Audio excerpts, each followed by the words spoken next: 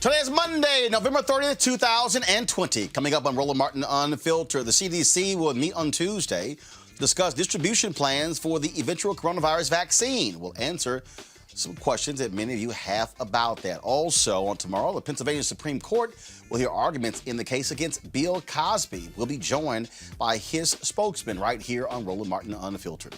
The Georgia runoff election continues to bring out the worst in the Republican candidates. We'll tell you about the latest attack by Senator David Perdue on Jon Ossoff. And also, Kelly Loeffler puts out an ad featuring a black woman touting her credentials, but they never tell you that she's a paid Republican consultant. The Catholic Church has its first African-American cardinal. We'll tell you about Bishop Wilton Gregory. Also, earlier this month, Senator Cory Booker introduced the Black Farmers Act. We'll talk with the founder of the National Black Farmers Association about it and what it means for him, as well as we'll talk about the possibility of Congresswoman Marsha Fudge being the new agricultural secretary for the Biden administration. A black man in Ashland, Oregon, shot and killed by a white man. That white man has pleaded not guilty for killing the black teenager for playing his music too loud. And a video has been released showing the violent takedown of a Texas teen outside his home by police. And the head of the Harris County Republican Party resigns after calling Martin Luther King Jr. a monkey. Plus, tips on how women of color can jumpstart their way up the corporate ladder with author Michelle Smith. Folks, it is time to bring the funk on Roland Martin Unfiltered. Let's go. He's got it. Whatever the biz, he's on it. Whatever it is, he's got the scoop, the fact, the find. And when it breaks, he's right on time and it's rolling. Best believe he's knowing. Putting it down from sports to news to politics. With entertainment just for kicks, he's rolling. It's on go, roll, y'all. It's Roland Martin, yeah.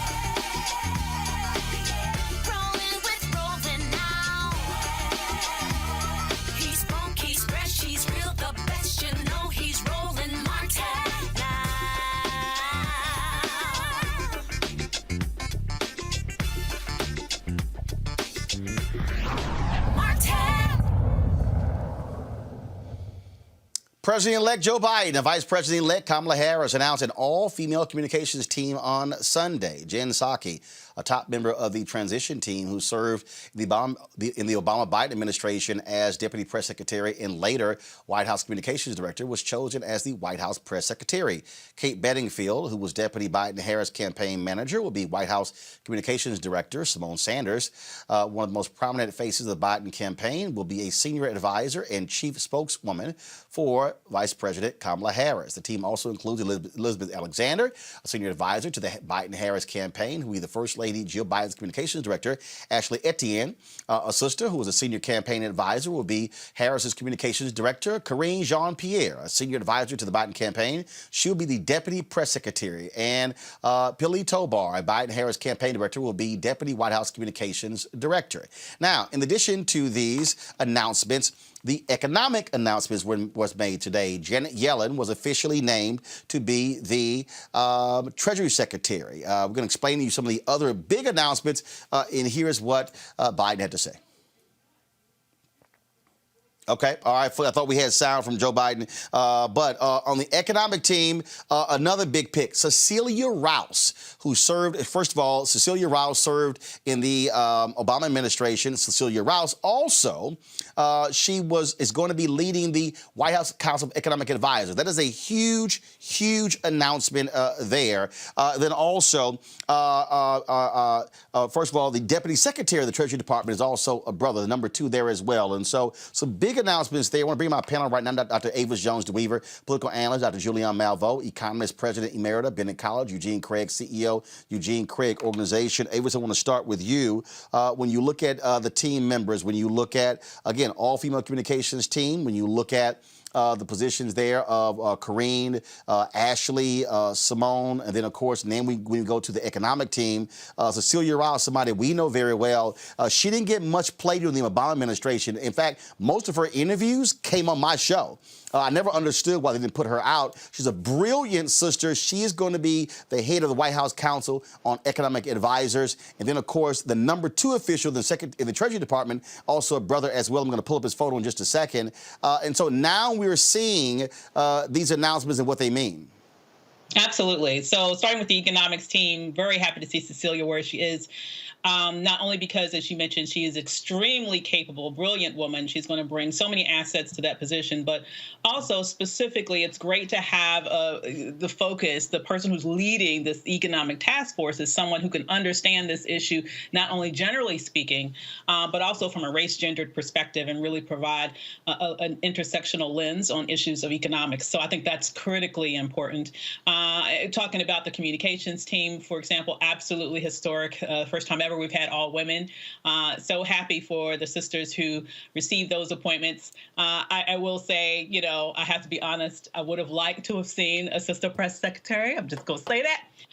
But I will also say that I'm glad to see that they are there. And as we continue to see more rollouts with this administration, as it fills out, I'm looking forward to seeing some Black appointments in terms of statutory cabinet positions. I think we still need to keep the pressure on for that. But in terms of these so far, I'm happy for all of those who have been named. Wally Adeyemo is going to be the Deputy Secretary in the Treasury Department, Julianne. This is a photo of him right here. He served in the Obama administration. He's obviously to the left. That's President Obama. And then, of course, Susan Rice to be the number 2 official, the Treasury Secretary.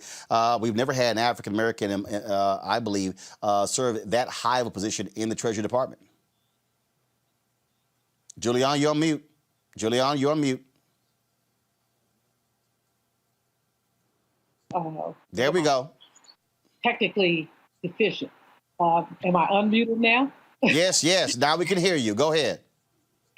I'm excited about the economics team so much. In 1977, I was a junior staff economist at the Council of Economic Advisors. And I was one of the first 2 or 3 who had been there. To see this sister lead the Council of Economic Advisors makes me want to just holler and throw up my hands.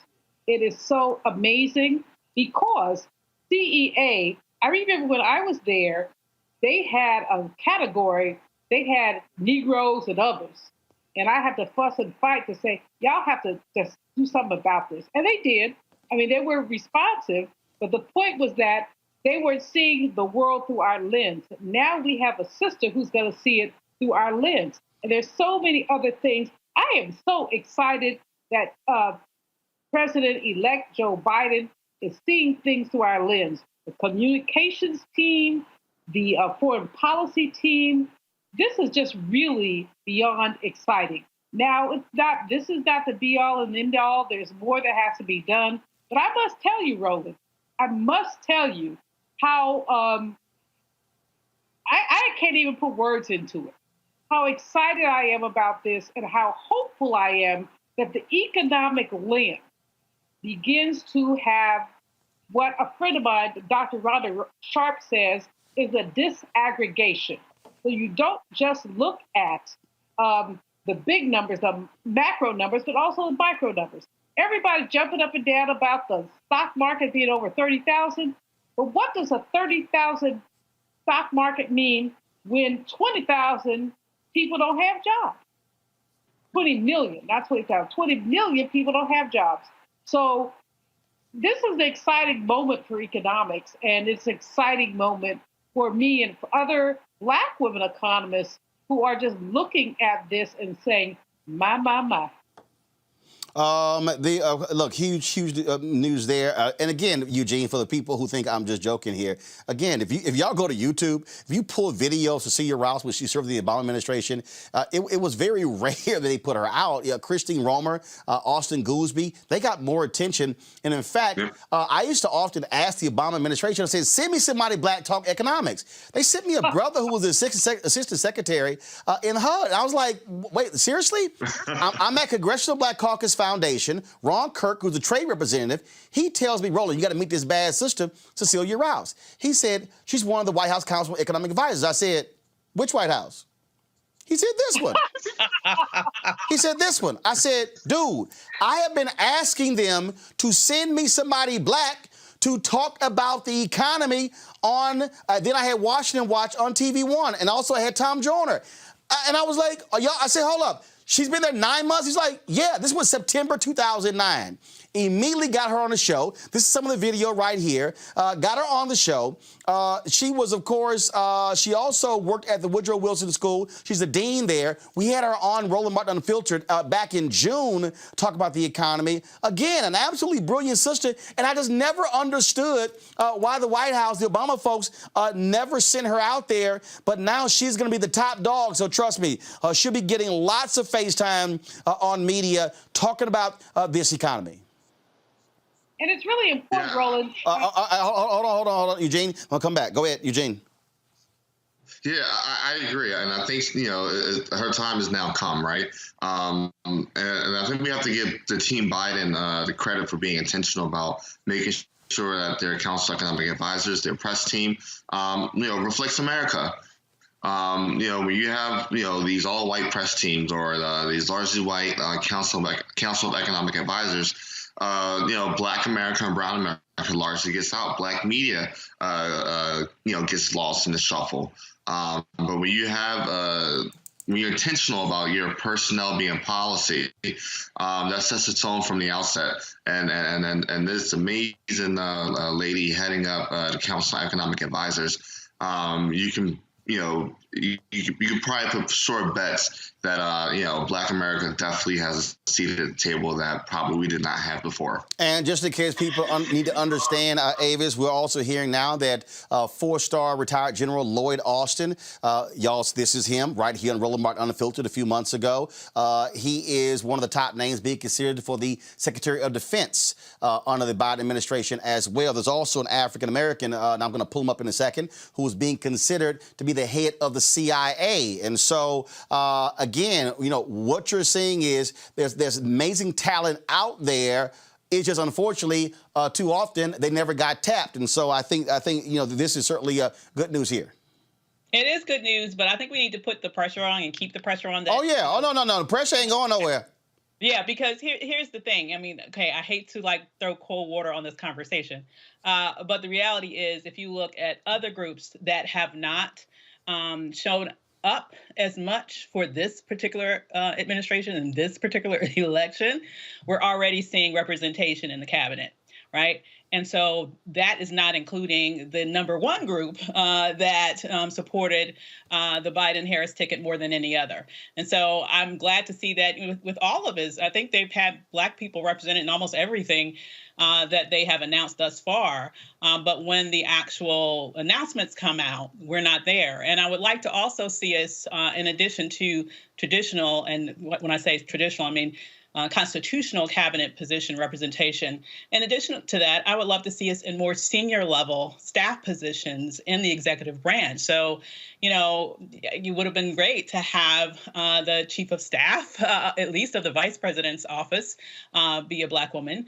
So it is those things, that I think are very important. Not only these positions that everybody knows about, but high-level staffers are also a very important part of the power equation, and we need to make sure that we are represented at that level as well. Absolutely. Bottom line, Julianne, Black people, Black women turn out the highest rate than anybody else. Black men were number 2. So Black people turned out at a higher rate for Joe Biden and Kamala Harris than anybody else. And so, yeah, there has to be a return on that investment when it comes to appointments, not only the top level appointments, but senior level positions and junior level positions as well. Absolutely. And I think especially, coming from my wheelhouse, which is the economic wheelhouse, I think it's really important to make sure that we're sitting at that table talking about economic policy. I also think, as Ava says, we have to go down the ladder to see who else is there. But more importantly, or most importantly, what I think is that we need to make sure that as we move ahead, we have an inclusive cabinet, an inclusive staff wheelhouse, something that's extremely inclusive. I think that Biden is there almost, but I don't think he's all the way there. And I think there are a whole lot of holes that can be plugged up that we have to be very vigilant about as this president-elect moves forward in filling up his staff. Absolutely. All right, folks. We're going to be later in the show. We're going to talk about the agriculture position, where Congressman Jim Clyburn is pushing very hard for Congresswoman Marcia Fudge. We're going to explain to you how really, really, really important that position is, because it's not all about farmers, and we're going to explain to you that was the case. All right, folks, let's talk about COVID. Vaccination plans are underway at drug developers Pfizer and Moderna. Pfizer's already making air deliveries of their vaccine, so injections can start immediately if it receives approval from the FDA. Moderna had plans to apply today for authorization of the COVID-19 vaccine. This is certainly good news in light of the fact that the coronavirus crisis continued to reach new heights over the Thanksgiving Day holiday. Average daily caseloads show no sign of declining across much of the country. 16 states, including Arizona, California, Michigan, Nevada, New Jersey, and Ohio, saw their average daily case counts hit all-time highs on Thursday and Friday. Now, here are 13.4 million total cases of COVID, folks. At least 267,000 people have died from the virus. These numbers are going up. We are seeing states impose new standards when it comes to closures, when it comes to schools, because of what's going on. And then you have the people out there who are fighting this left and right. Pull up this graphic before I go, Dr. Ebony Hilton. I want to show y'all this here. A woman tweeted this out, and this just shows you, y'all, the kind of nonsense that you see out here with these people. I came across this particular tweet, and it gives you an indication of what happens when you have these stuck on stupid people. And yes, I'm going to call them stuck on stupid, okay, because that's what they are, stuck on stupid. Look at this woman here, okay, Alice Willow. I don't know who needs to hear this, but this is a reminder. First of all, drop the lower third, please. This tweet was sent out on November 26th at 2:09 a.m. Let me go ahead and just increase this for y'all. I don't know who needs to hear this, but this is a reminder that I am willing to die for my religion. If I get COVID attending Mass, then I'll deal with it. But I'm not missing out on worshiping. You don't get to bar me from my religion because you're scared. Be mad, don't care. Y'all see that timestamp? 2:09 a.m. on Thanksgiving, November 26th.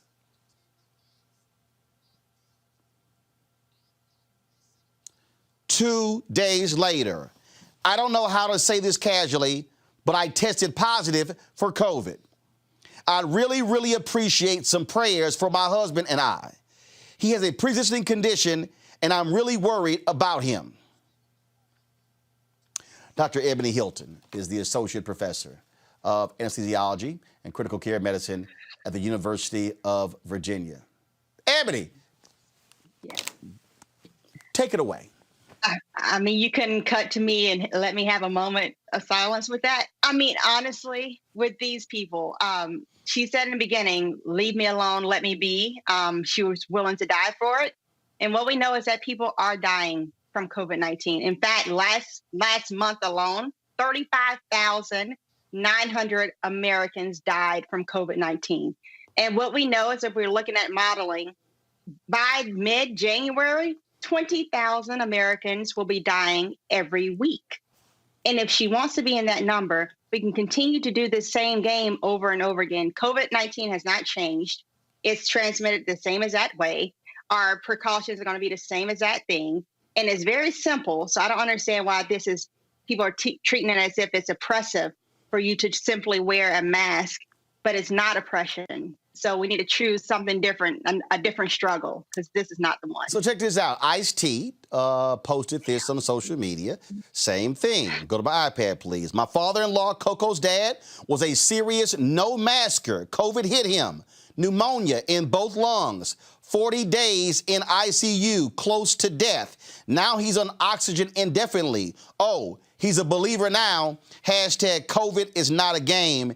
And this is a photo of him with that bag. See, again, all these folks, Ebony, they start running their mouths. Oh, it ain't real. And now, pneumonia, both lungs, almost died. Now it's like, oh, damn, this thing is real. Yeah, it's real. Right. And there's no turnout valve for this. What we know is that there's these groups of people who we call now long haulers, of where they're having symptoms, not for 1 or 2 weeks, what we typically see with viruses, but it's lasting months and months and months. We've had to transplant at the University of Virginia. We actually had to transplant, give new lungs to a person who was otherwise completely healthy, who contracted this virus. And thank God he's done well with the lung transplant. But what transplantation means that you now have to be on basically chemotherapy to prevent your body from rejecting someone else's body parts for the rest of life.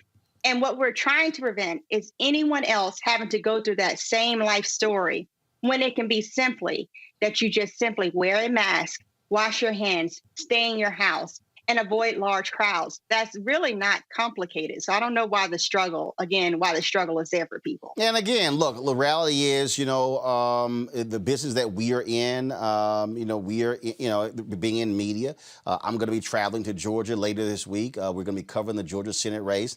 And look, when we are out there, folks want to roll up and they want to sit here and want to speak. I'm like, hey, back up. I need you to back up. Folks want to come take photos. I'm like, you ain't got no mask on. You can't come near me. And I will shut folk down. I'll cuss them out. I don't care. You walking around, no mask on. In fact, I was doing an interview the other day and a couple of camera guys, and I'm sitting there answering the guy's question. I literally stopped and I said, mask over your nose too. Then I turned back, finished the interview. And then one of the other camera guys, he walks over to the camera to make an adjustment, and I'm literally in the middle of the answer. Then I go, hey, let me put your mask on right now. What are you thinking? I don't give a damn about the interview. I will shut it down in the middle of an interview. Honestly, because it literally takes the greatest risk of you getting COVID-19 is the length of time that you're exposed to someone, right? 15 minutes, which may seem like that's a long time, but that's 2 songs playing, right? And I'm seeing all these images of people that are out in clubs and at restaurants and sitting there. How are you eating in a restaurant in an enclosed space in the middle of a pandemic and it not strike fear into your soul, knowing that people, both old and young, babies, literally weeks old, have died from this, old people, rich people, poor people, it doesn't matter. And what, again, we know is that between now and mid-January, we're expecting another 100,000 to 200,000 Americans only to die from this. And my question is, do you want to be in that number? Because your name is not special. And if you want to meet Jesus, that's one way to do it. But I would suggest that we actually take heed of what we already know to be simple things to do, especially in the light of the fact that we have a light at the end of this tunnel with the vaccine here. We just need to hold steady for at least 5 more months, people. We can do this. I mean, it's unbelievable, but I think, but a huge part of this really is the level of stupidity that we're seeing. That's also being pushed out there by media. I mean, this was a conversation on Fox News with their anchors and Will Cain. Look, I know Will Cain. He and I used to debate on CNN all the time. I used to crush him. And so he went to ESPN. Now he's on Fox News. And what he said here, I think there's truth to it. This stupid ass American individual spirit. That's fine, but you're gonna be like that damn woman who was so, I'm so proud, but yeah, now you're asking for prayers for you and your husband because of COVID. And how dumb can you be knowing he has a pre-existing condition, but then you want to sit here and play games? Listen to this.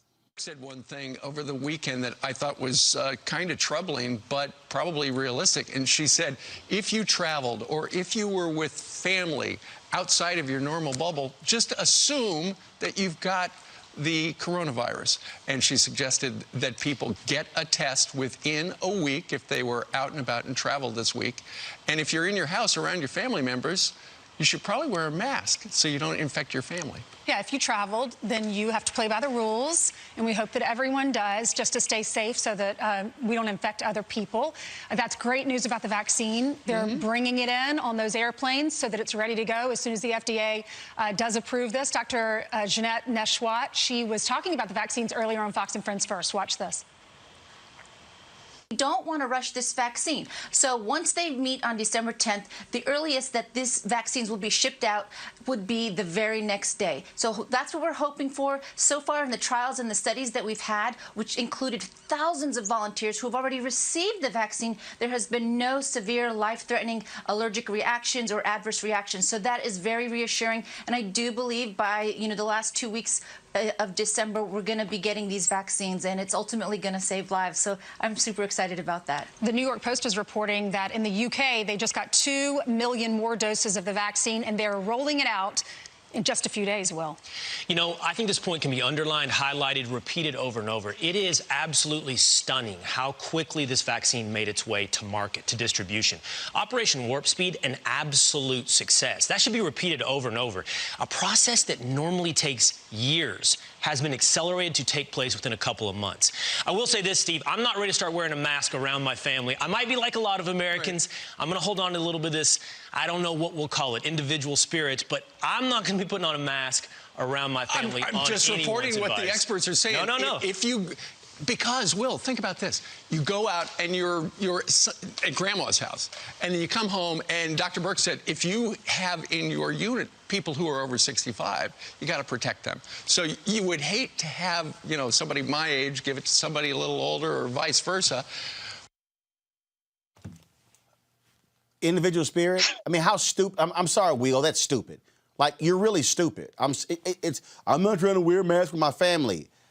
If you have elderly people and pre-existing conditions and dude, really?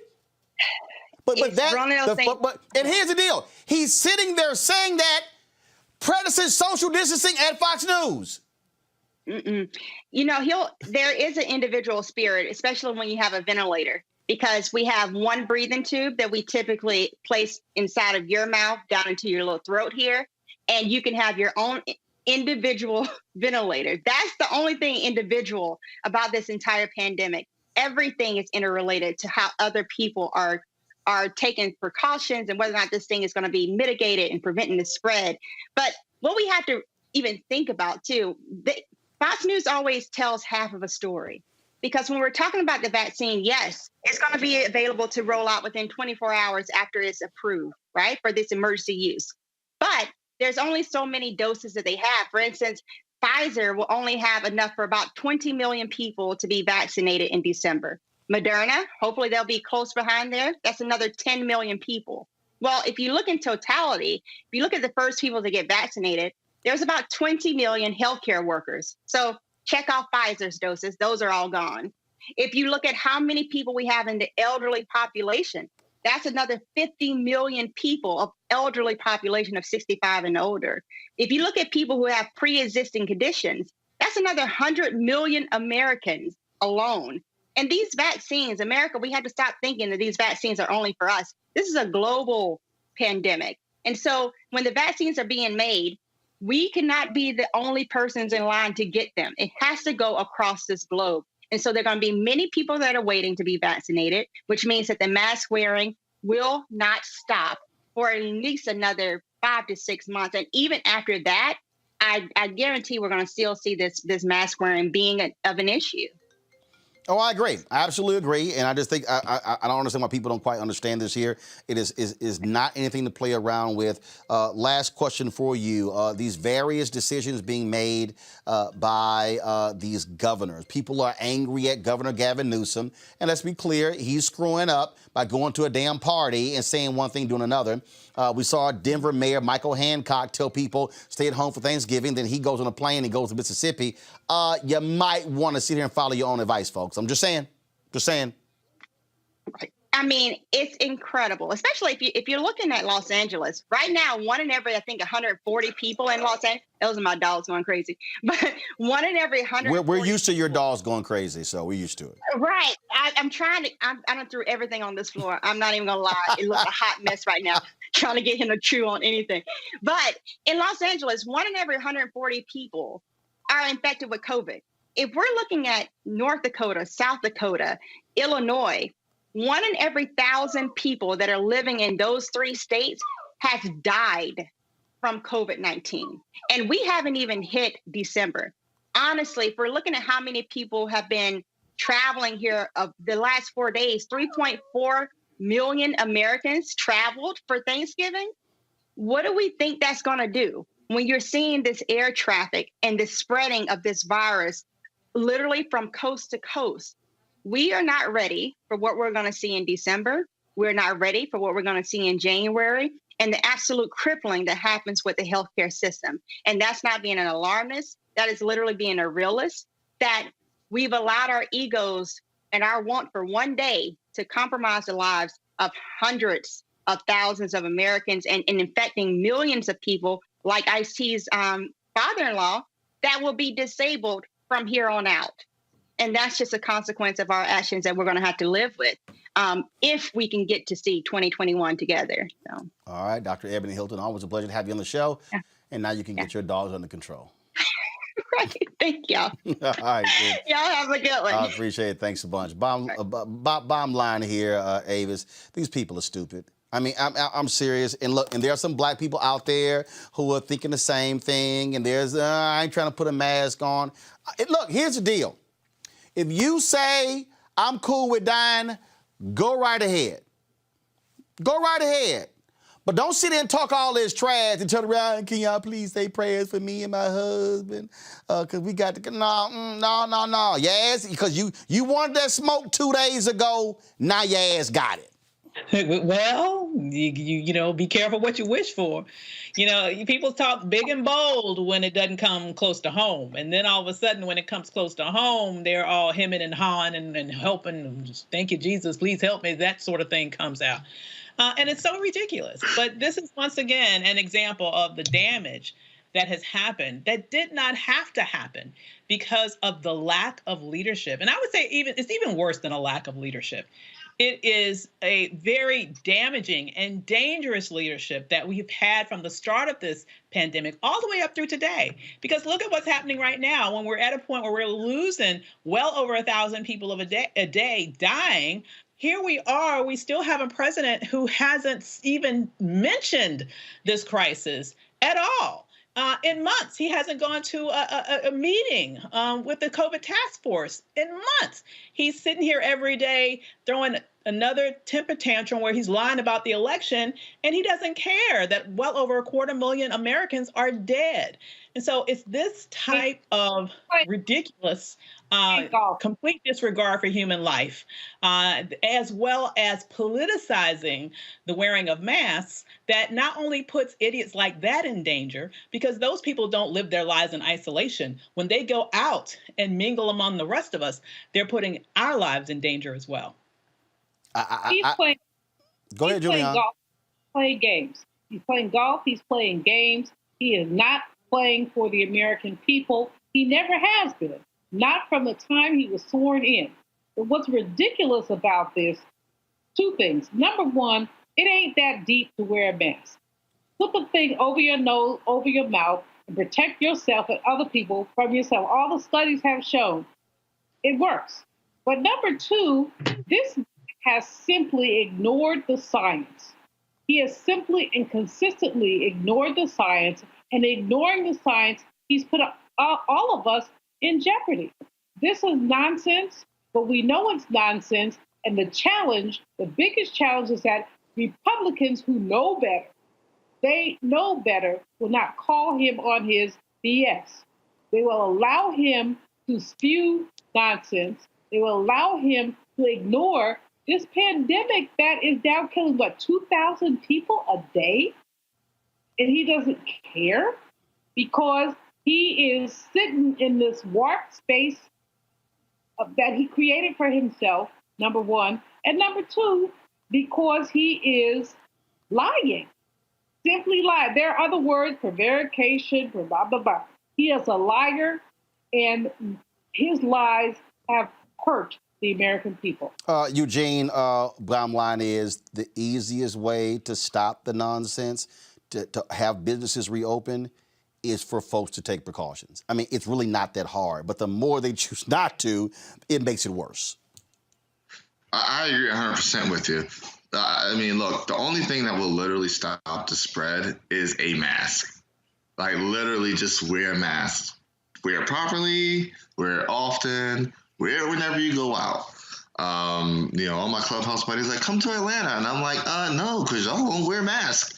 And the thing is this, like, it literally is the most cost-effective life-saving tool. And it's very unfortunate that we had leadership for months that told you not to wear a mask, and that still derided and decried the mask. And even when, the president got it himself, he, still was anti-mask. And what's crazier is that it's his people that are dying and driving up the rates right now.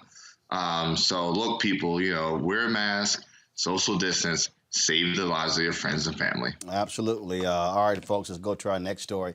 Tomorrow in Pennsylvania, the state Supreme Court will hear oral arguments in the case of actor Bill Cosby. Cosby he's been in prison for more than 2 years, serving a 3 to 10 year prison sentence after a jury convicted him of aggravated indecent assault. His lawyers have been filing appeals. They're saying that the judge allowing others to speak and testify in that case, in the second trial, was actually an erroneous decision. Joining us right now to discuss this is the spokesperson for Bill Cosby and Camille Cosby, Andrew Wyatt. Andrew, glad to have you back on Roland Martin Unfiltered. Thank you for having me back, Roland, and it's good to hear that you and your family are continuing to be safe and healthy during these troubled times. Oh, we ain't crazy. We ain't crazy. So ain't nobody in my family, brothers and sisters, aunts and uncles, ain't nobody got COVID. We ain't stupid. We know how to pay attention and follow the rules. So certainly, we must. It's mandatory that we do. Certainly appreciate that. Plenty of vitamin D.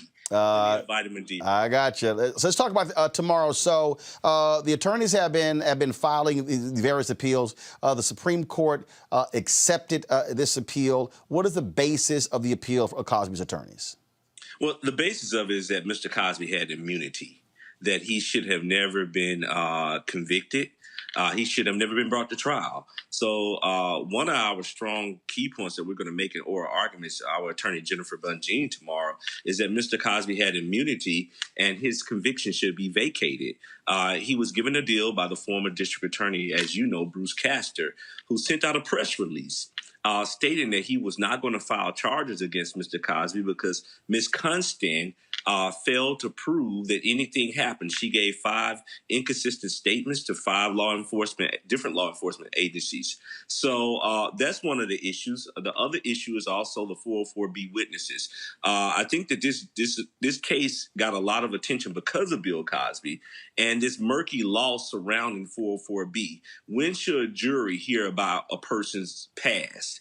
You know, Mr. Cosby went into this trial. It was supposed to be with just him and Andrea Constant. However, it became a trial of 6 people, 6 404B witnesses, prior bad acts, that he had to defend. And the jury had to hear, you know, those accounts of his past that had no similar interest to Andrea Constant. So those are the arguments that are going to take place on tomorrow. And when you talk about that immunity, when he was involved in the civil lawsuit, the district attorney said that he was not going to pursue the case, and then that's how Cosby's lawyers allowed him to testify in that civil case. In the civil case, the depositions were given, but depositions were sealed. Now, those depositions were sealed, and then they were ostensibly leaked by a court reporter, and some have said that was done on purpose. And so then all of a sudden, the admissions of Cosby in the deposition were then used against him in the subsequent criminal case. And when you talk about that DA saying he wasn't going to pursue charges, there also was an election. And the DA that actually did file charges ran saying, "You elect me, I'm going to indict Bill Cosby." Correct. Kevin Steele, the current DA, he ran a Willie Horton-style campaign ad saying, "If you elect me, I will go after Cosby." Look, Mr. Cosby was given a deal. After the press release was sent out by the former DA, Bruce Castor, who said, "I'm not bringing criminal charges," 19 days later, Andrea Constant filed a civil suit against Bill Cosby. He waived his Fifth Amendment rights, sat for a deposition for 4 days, never invoked his Fifth Amendment, thinking that he would never be charged. He settled out of court for $3.8 million for indecent assault, which is digital penetration of her, to never be brought to trial again. However, because of the sensationalizing of what took place in the accusations in the media, this district attorney used that opportunity to not only get elected by Mr. Cosby's name, but saying, "If you elect me, I will go after him and bring him to justice." And that's why he's convicted today. But he should not be in prison today. And that's what we're hoping, that oral arguments will be shown to these 7 justices, and they will do the right thing and vacate his sentence. And so tomorrow you're going to be, first of all, will the oral arguments, will there be folks in court? Is it going to be for the public to actually see on Zoom? Because I understand you're going to be with the folks with NNPA live streaming the proceedings? Yes, sir. The oral arguments will be shown live on YouTube.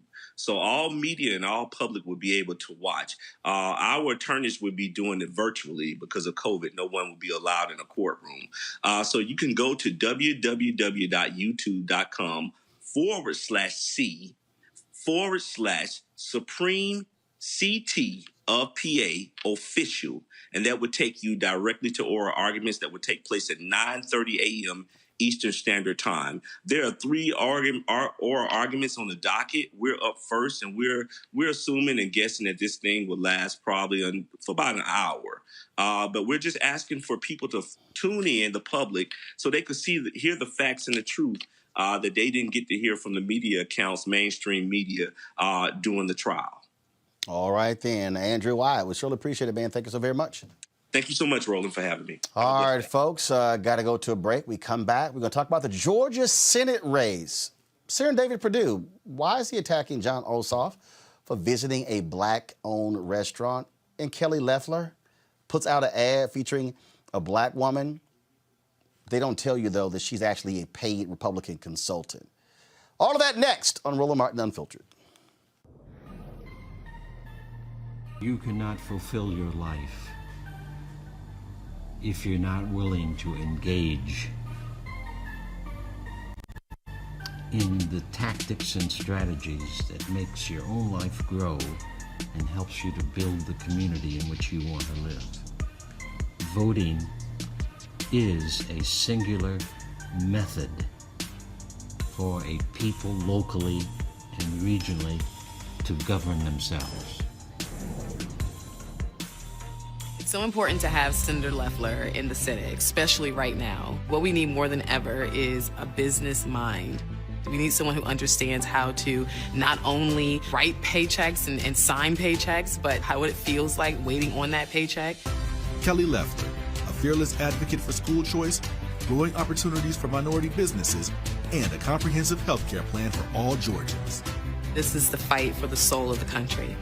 I'm Kelly Loeffler. I approve this message. All right, y'all, that ad there was dropped today by the Loeffler campaign. And the black woman you see in that ad, her name is Janelle King. What they don't say in the ad is that she actually was a number 2 with the Georgia Republican Party, has been a paid consultant for the Republican Party. So they're presenting it like, oh, there's this black businesswoman who is sitting here, touting for Kelly Loeffler. No, she's a paid Republican operative. This race is utterly hilarious when you see, what has been going on here. Now, here's the deal, okay? Y'all really want to laugh? So in that ad, Janelle King, who we've had here in Roland Martin Unfiltered when she was touting Trump and Loeffler them. So what was hilarious to me, in that particular ad, they were touting Kelly Loeffler supporting minority businesses. Except the problem with that, it's not like she really is. In fact, I actually went to Kelly Loeffler's website. And you know what? I'm just going to go ahead and pull it up right now just to show y'all, okay? To show y'all how much of a joke this is. Because for her to say that she's supporting minority businesses. So I figured, you know what? I want to go to her campaign website and actually see what her particular plan is. And so, so here we go. All right, let me close this here. Y'all go to my iPad. So this is the Kelly Loeffler website. Conservative businesswoman, political outsider. Stop it. Okay, so let's go up here. Let's click issues. Here we go. Jobs in the economy, fair trade, Second Amendment, life, military and veterans, ag and rural Georgia, sex trafficking, opioid epidemic, foreign policy, national security and illegal immigration, health care, taxes and the deficit. Okay, so maybe her minority business plan is under, no, go back to my iPad. It's under jobs in the economy. Julian, that's it.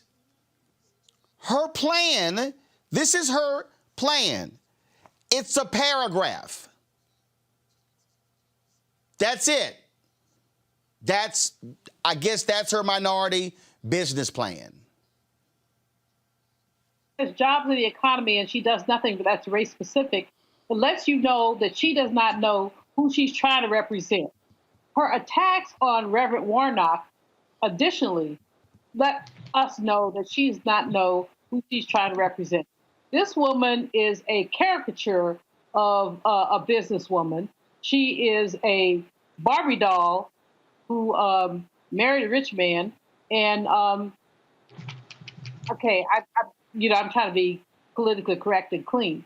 But at the end of the day, here's the bottom line. This woman sanctioned her own basketball team for wearing Black Lives Matter T-shirts, for raising up Breonna Taylor. She is a throwback to the antebellum age, but beyond that, in terms of the minority business, let's ask how many minority vendors are getting business from her basketball team. Let's ask how many minority businesses are taking or getting anything from SEC, the Securities and Exchange Commission, that her husband runs.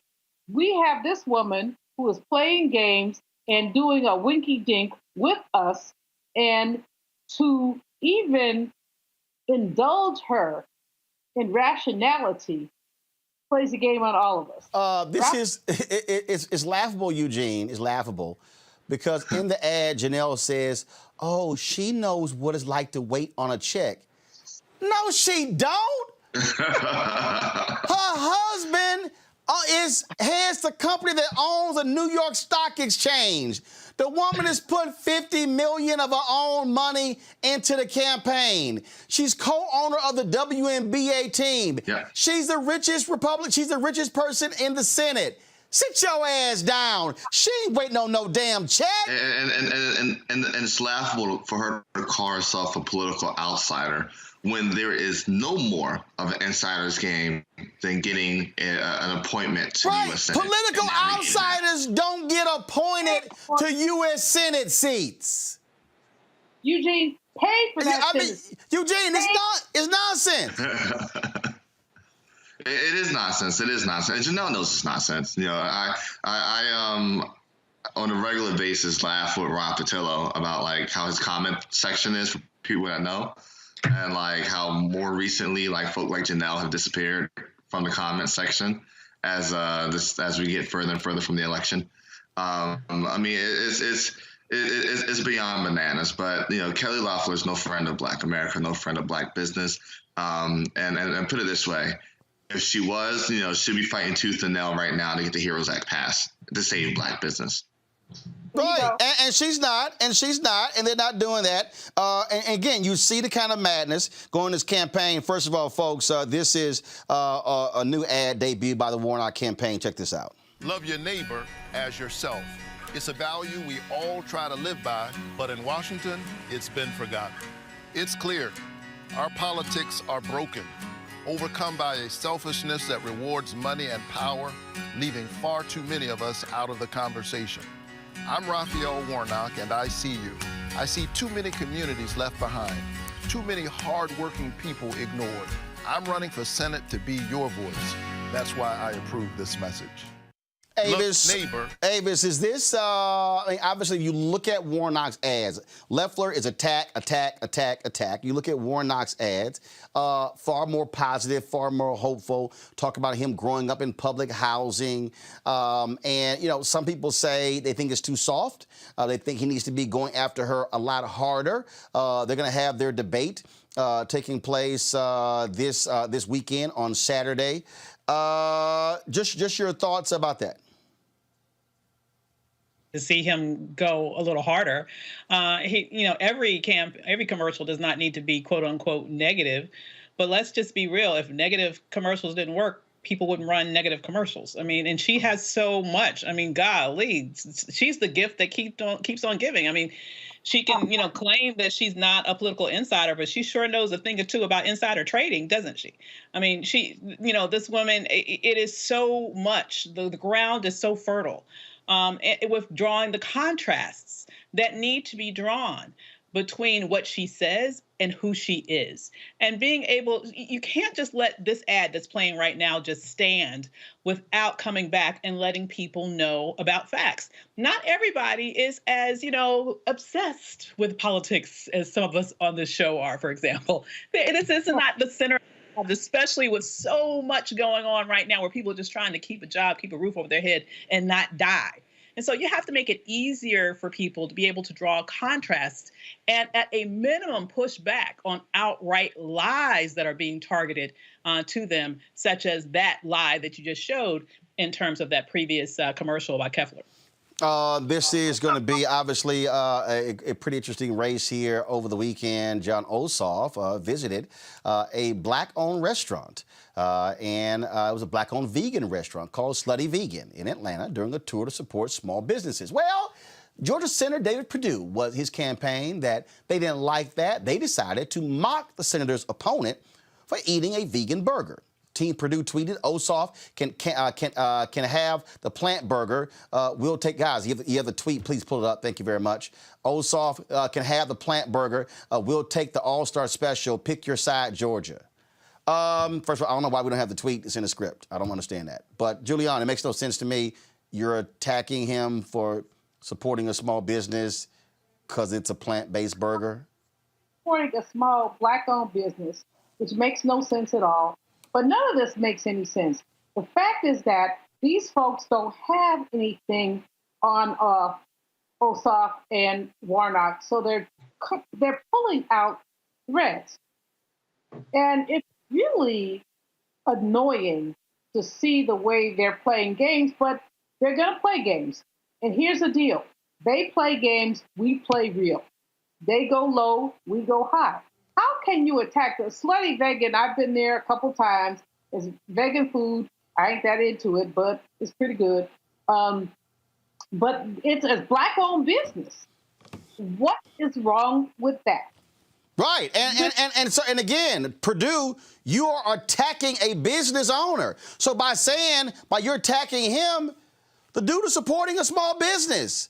Who gives a damn if it's a plant-based burger or if it's actually real? It's a small business. And so what are you saying, David Perdue? Hey, I only want meat, so small businesses that are vegan, y'all should go out of business? If I'm Ossoff, I'm turning this sucker into an ad in the next 24 hours.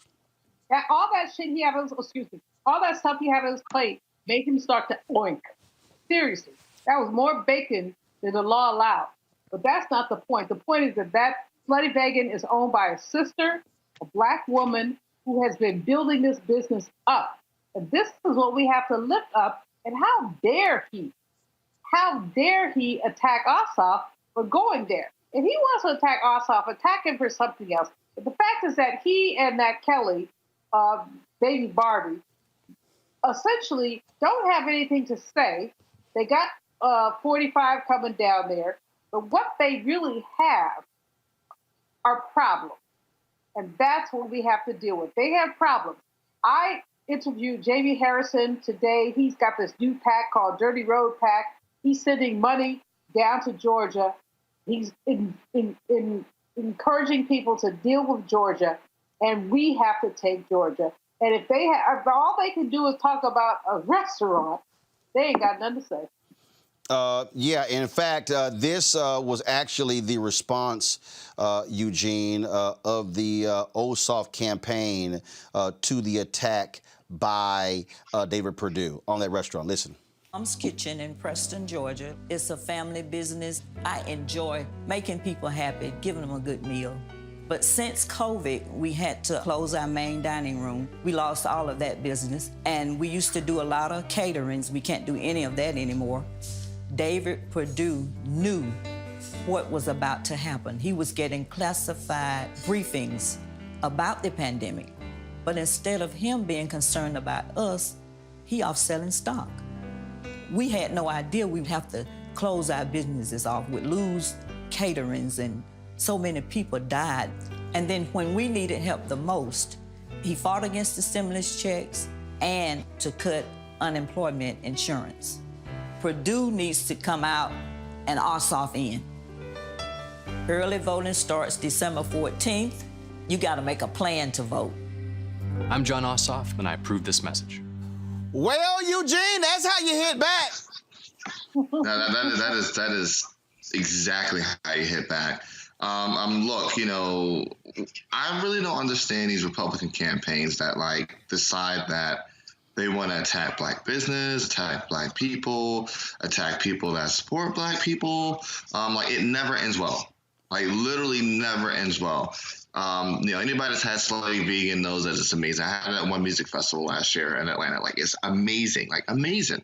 And I think that Team Ossoff hitting back with this ad, with that small business owner, and making it the distinction between Perdue, who's wealthy and using his illegally using his insider knowledge to trade, and then turning around and not doing what he needs to do to protect his constituents, and then want to ask them to rehire him.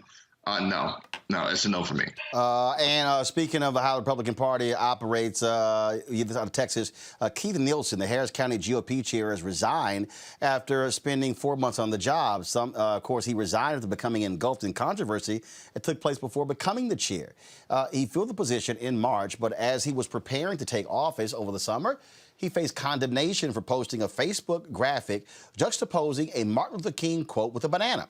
Many people figured Nielsen was equating Black people with monkeys. He initially said he would forfeit the job, but reneged, but now he's actually stepped down. That Eugene is always amazing, Eugene. Whenever these stories come up, it involves Republicans who are doing these things about black people, but Trump loves his blacks.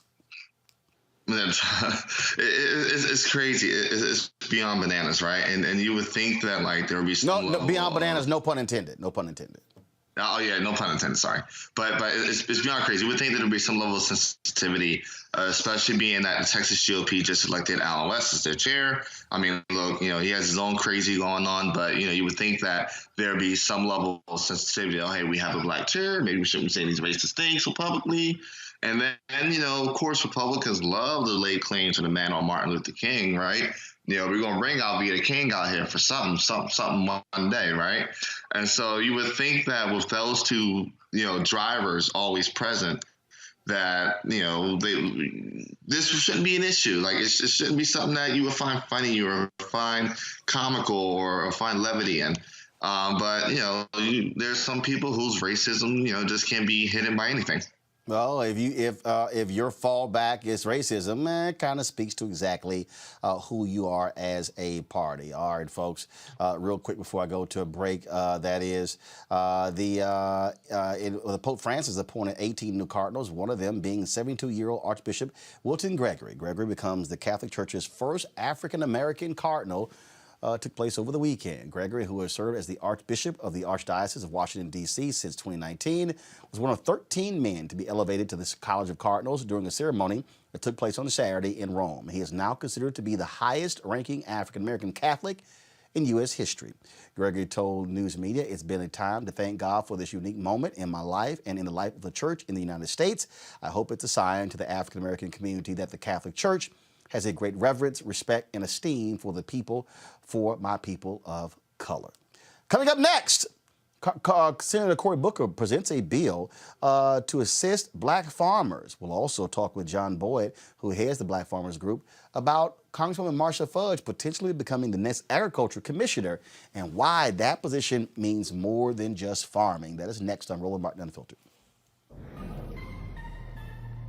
There are so many things that have happened that if we don't see them for what they are, this is just going to continue to, you know, get out of control. If I don't actually say, hey, I'm going to commit to registering 10 people to vote. Right. And that's the thing, I think, is we get so hung up on the big picture. Mm-hmm. You know, the big picture matters, but it only matters when we all do small things. Right. That's how it happens. It's not, hey, let's just post on Twitter and post on Instagram, because yes, social media is huge, we know it, but we have to actually get out there and walk the walk.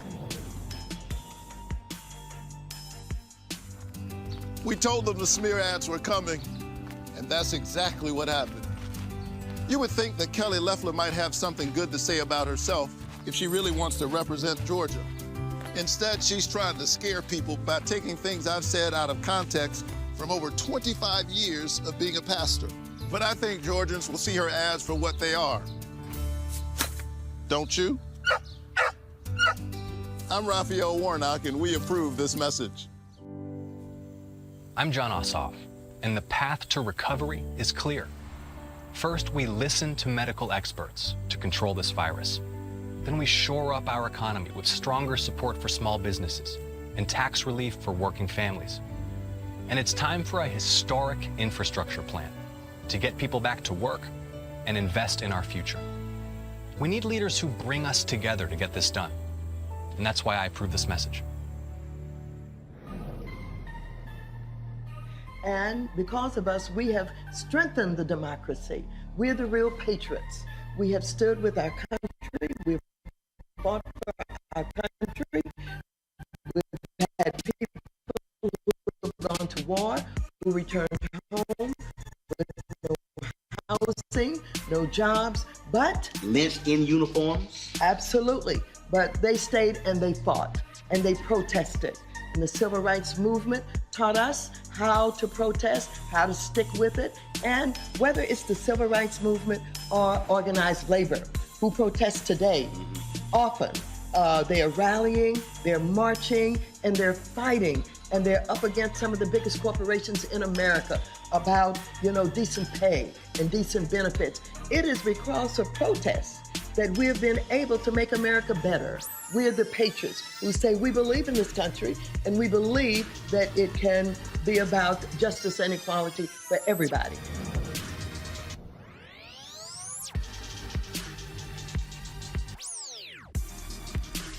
At one time, farming was a lucrative business for black farmers, but they were stripped of tens of thousands of acres because of racist federal policies, also on the state level. Today, most rural land in the United States is owned by white Americans. Senator Cory Booker introduced a new bill that could help African Americans reclaim some of that land. The Justice for Black Farmers Act would allow black farmers to reclaim up to 160 acres each at no charge through a Department of Agriculture system of land grants. Joining me now is John Boyd, founder of the National Black Farmers Association. John, glad to have you back on Roland Martin Unfiltered. How big, how significant is this bill? Well, Roland, thank you for having me. And this is a very, very aggressive bill by Cory Booker. So I would like to take my hat off to Cory Booker and the other two members of the Senate that introduced it. And for me, it's all about the land. And black farmers lost millions of acres of land at the turn of the century.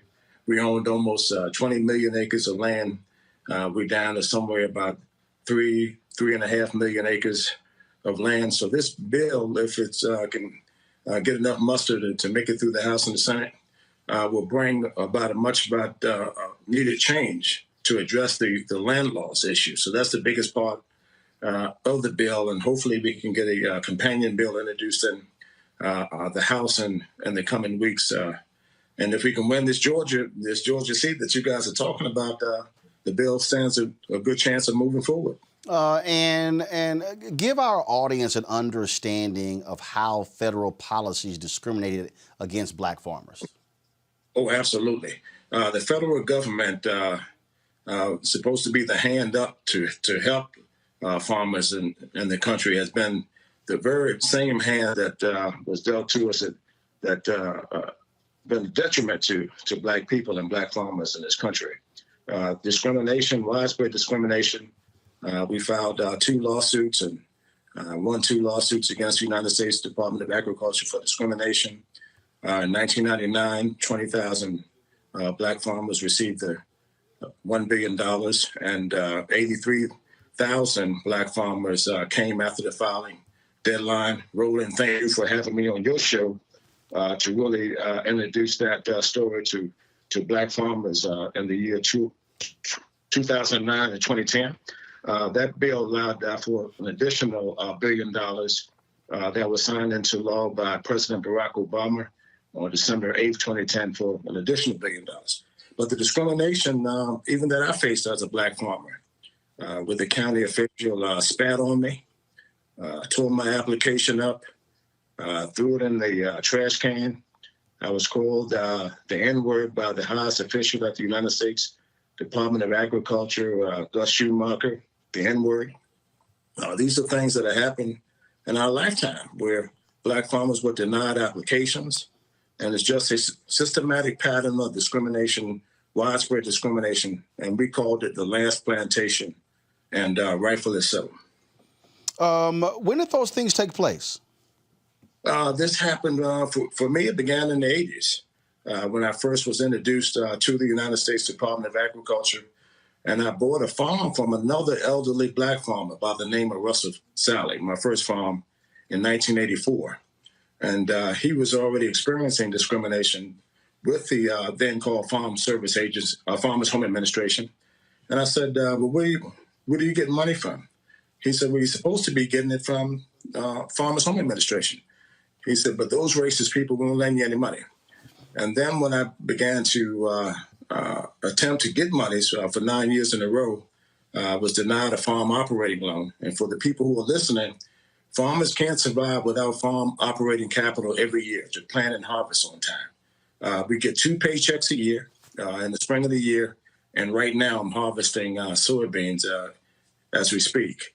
And if you can't get farm operating loan to plant on time and harvest on time, you just won't be in business. And USDA is supposed to be the lender of last resort for farmers. And it's been a uphill battle for black farmers. So we've been in a 30-year fight to bring about change at USDA.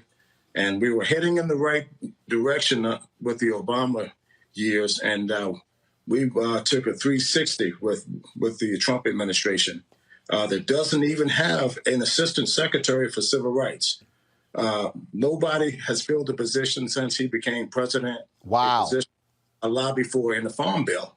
So we got this position in the Farm Bill that elevated civil rights at USDA to the highest office to report directly to the secretary. And that position lies dormant as we speak by the Trump administration. So people who are confused about what side of the coin they're on and does it really make a difference who you vote for, there's a position that's supposed to process complaints by black farmers and other minority farmers and government employees. And that position lies dormant. So you know they're not processing any complaints if the head of that agency has not even been appointed. And we saw how fast they could operate, Roland, getting that Supreme Court justice in there. They got him in there within a matter of weeks. And here we are 4 years and they don't have that position filled. Speaking of that, you talked about during the Obama administration. Right now, Joe Biden is deciding who he's going to pick as his agricultural secretary. Congressman Jim Clyburn has been extremely vocal, saying he wants to see Congresswoman Marsha Fudge out of Ohio in that job. He is considering Heidi Heitkamp, the former senator from South Dakota, but also Tom Vilsack, who was the secretary for 8 years in agriculture for Obama, former governor of Iowa. Here's the thing that first I want to get your thoughts on that. But the thing I also want to explain to people is that the agriculture department, only about 20% deals with agriculture. The USDA has actually one of the largest school building programs in America for rural areas. They have first of all, they have the largest federal bank. Yes. Out of all agencies. A lot of people have no clue really about the USDA. They oversee the food stamp program, nutrition programs. But in this country, it's as if the agriculture folks, let's just be real clear, white farmers, they've taken the position that that's our position. We control that. Putting a Marsha Fudge, a black woman, a former mayor in Ohio, in that position could actually change how the USDA is run. Your thoughts about Biden considering Vilsack, who already was there for 8 years, and some people said he was not as sympathetic to your organization and black farmers as he should have been. Absolutely correct, Roland. I want to go on record and say Tom Vilsack gave me a very, very hard time on all of those settlements. The Black Farmers Settlement, the Women's Settlement, the Hispanic Settlement, and the Native American Farmers Settlement that all was on that bill that I addressed earlier. Secretary Vilsack wasn't on the Hill helping me campaign for that to pass that bill. He gave us a hard time. It wasn't an open door policy there. And I don't think Tom Vilsack is the right person for the job for Biden. So I know he supported him, but maybe they can send him somewhere else. We need some new, fresh blood at the United States Department of Agriculture. And I spoke this past Friday lengthily with a conversation with Marsha Fudge, and she has the support of the black farmers. And I hope that she's tapped and given them and get the big call to come to USDA, because that's the kind of person that we need to change the historic discrimination patterns at USDA and reverse the clocks and turn around and point us in the right direction. I think Marsha Fudge is the right person for that job. To the point, again, for people who don't even understand the federal government, how expansive USDA is. It's the second largest budget of disposable income, only secondary to the Department of Defense. Wow. And they disperse more federal dollars in rural America than all of the banks put together. So all of the monies that you see out in rural America come from USDA programs, subsidy programs where black farmers are pretty much absent. The school lunch program, the food stamp program, meat and poultry inspection, gasoline prices. All of those things are regulated by the United States Department of Agriculture. It's a hidden gem in the government, but white people know all about it. They know how to use it, and they're getting these subsidies. The top 10% receive over $1 million a year in farm subsidies, Roland. of your taxpayers' money. And they're always beating on black people about taking handouts. But you never see the farmers turn away those subsidy checks that are told out that many blacks that are eligible don't get. I have a 3-page letter in there right now where I'm eligible under those payments for about $85,000. And they said, hey, board, you didn't score high enough to get the money. That's the type of hidden discrimination that I've been speaking about on your show and others for many, many years. It goes in an underlying way. They don't come out and say, well, board, you don't get it because you're black. They use these other terminologies to keep us from getting the monies. And if you don't have the monies, you can't buy the land, you can't stay on the farm, you can't get your crop in the ground, and you can't compete. And that's why we've been losing land at 3 times greater rate than any other race in this country. And for all the blacks that follow you and listen to your show, go out and buy 5 acres in the country. If you can afford a new Cadillac and Mercedes-Benz, invest in some land, something God don't make no more of. So forget about the new cars and all those things. People staying at home anyway. Invest in some land. If they don't get anything from this interview, I want our people to start buying land again. All right, then. John Boyd, man, we certainly appreciate it. You know, you're always welcome to come on this show. It's always important for us to give y'all a voice. Thank you for your voice, Roland, and thank you for making a difference for Black America. All right, John Boyd, I appreciate it. Thanks a lot. Go back to my panel here. Julian, the point that John made, USDA, the second largest budget behind the Pentagon. That is major. And if a Marcia Fudge is over that department, that changes the view. Because I'm telling you, white farmers in America have treated the USDA as their personal piggy bank. Absolutely, Roland. More than that, we have lost, Black people have lost like 90% of the land that we owned in 1910. We've lost it for any number of reasons, partially because of just chicanery. Brother Boyd has raised a number of questions about how our land has been lost and what needs to happen. And if Marcia Fudge leads agriculture, we can begin to talk about reclaiming some of that land. I'm not saying all of it, but certainly some of it. But we've never had a Secretary of Agriculture before who's even thought that that made any sense. So that brother is nothing but the truth. And if Fudge got that, I can call her Fudge. She's my soror. She's my sister. So I can call her Congresswoman. I'll call her Fudge. If Fudge got that situation, I know that she would do some things to make sure that we began to repair the theft of Black land. Roland, when you look at the numbers, it would frighten you. The Emergency Land Fund looked at the ways the land has been taken from our people. And when we talk about the wealth gap, we have to talk about that. Bottom line is here, when we start breaking these things down here, Avis, for these positions, we really need to understand power. And that's why Congressman Clyburn has really been pushing Congresswoman Marcia Fudge for this position. And it could be a game changer. And I know, and see what happens is we for so many years it was always HUD or HHS, but really it was HUD that was the Black position. This is a power position. And so when you're talking about Heidi Heitkamp, who lost her U.S. Senate race, you're talking about Tom Vilsack out of Iowa, she's out of South Dakota. No. It's about time that that we get away from the ag secretary being somebody from Iowa or Georgia or one of those places.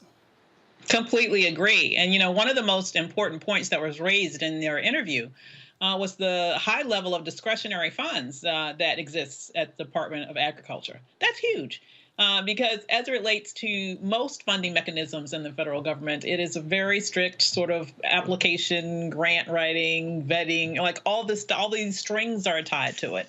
But because there is so much discretion there, you're exactly right that historically this has specifically left our communities out, while white farmers have just literally been balling off of these checks. And if you look at what's happened most recently, specifically under this administration, when you've had Trump with his pseudo trade war with China, what he's actually done is just been writing checks after checks after checks. Billions of dollars.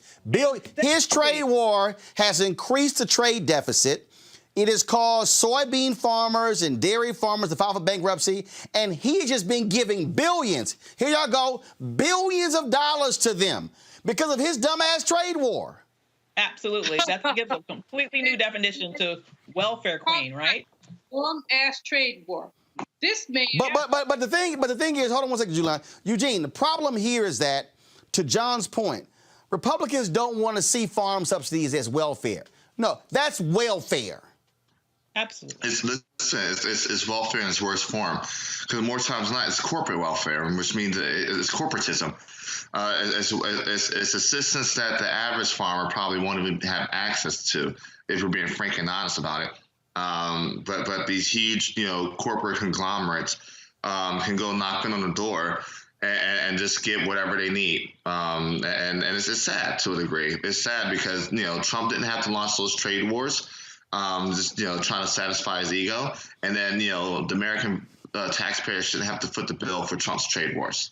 Absolutely. All right, folks, let's go to Ashland, Oregon, where a 47-year-old Richard Kagan has pleaded not guilty in the killing of 19-year-old Aiden Ellison.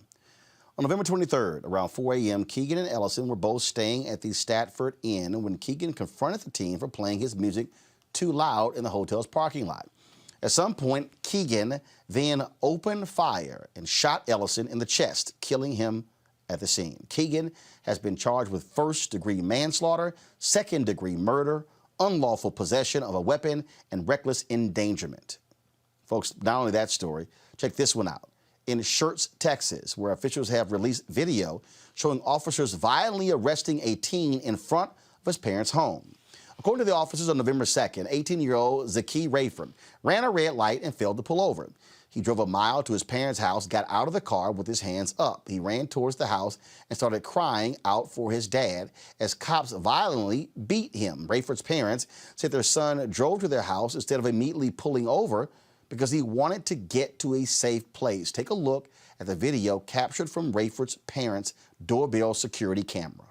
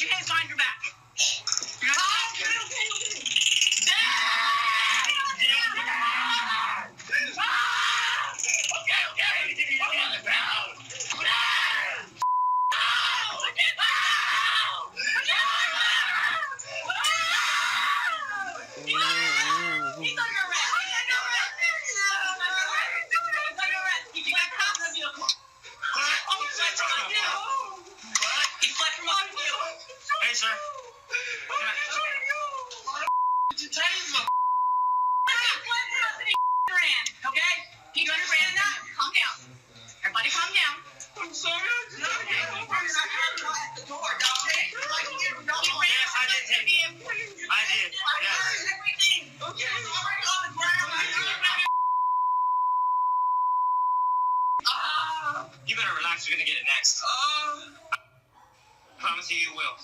What is he gonna get next? You can hear in the video the male officer saying to Rayford's father, "You better relax or you're going to get it next. I promise you, you will."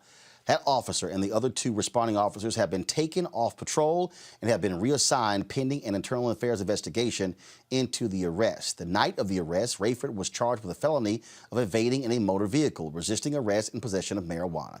Go to our panel here. First of all, we're talking about both of these cases. First, the Oregon case. This sounds very much, Avis, like the Jordan Davis case, where he was shot and killed in Florida. The guy who shot and killed him is now sitting in prison. He was convicted of murdering Jordan Davis. Of course, his mother is Congresswoman Lucy McBath.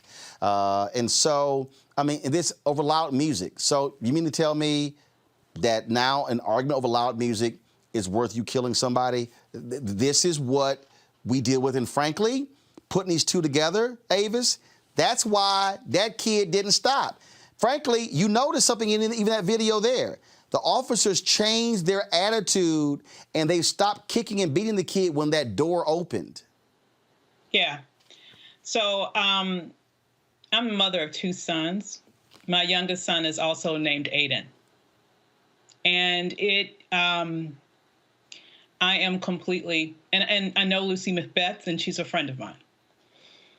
And this situation, the fact that our young men and women, but in these situations, young men, continue to get lynched in this country is infuriating.